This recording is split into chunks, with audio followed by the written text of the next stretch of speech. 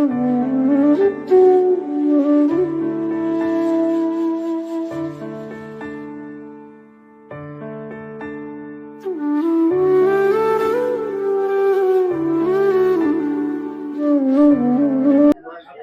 વ્યાસ પૂર્ણિમા, જેને આપણે ગુરુ પૂર્ણિમા તરીકે ઓળખીએ છીએ, ભગવાન વ્યાસના અસીમ આશીર્વાદ આપણા સૌ પર રહ્યા છે. એટલે આપણે મનુષ્ય જન્મની અંદર પણ આજે કેટલા સંસ્કારિત થઈને જીવીએ છીએ.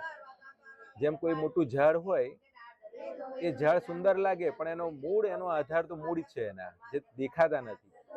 આમ આજે આપણી સંસ્કૃતિને લઈને, આપણા સંસ્કારને લઈને, આપણા ધર્મને લઈને આપણે જે આટલા વિશાળ બન્યા છે, એની પાછળનું રહસ્ય માત્ર ને માત્ર આપણા ગુરુ છે, વ્યાસજી છે.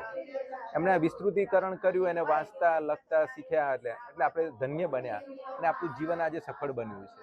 એટલે આ વ્યાસ પૂર્ણિમાએ આપણે બધાએ ગુરુનું સ્મરણ કરવું જોઈએ. ગુરુ મહારાજનું સ્મરણની સાથે સાથે આપણે એમનું પૂજન કરવું જોઈએ અને હંમેશા યાદ રાખવું જોઈએ કે આપણે ક્યારેય એના ઋણમાંથી મુક્ત થઈ શકતા નથી. ત્યારે ગુરુ પૂર્ણિમાના નિમિત્તે વારે વારે ગુરુની વંદના કરવાની છે. એટલે ગંગા સતીએ કહ્યું કે વારે વારે નમ્ય પાનબાઈ, કહ્યું છે ને, જે વાત સુંદર કરી છે ગંગા સતીના ભજનની અંદર.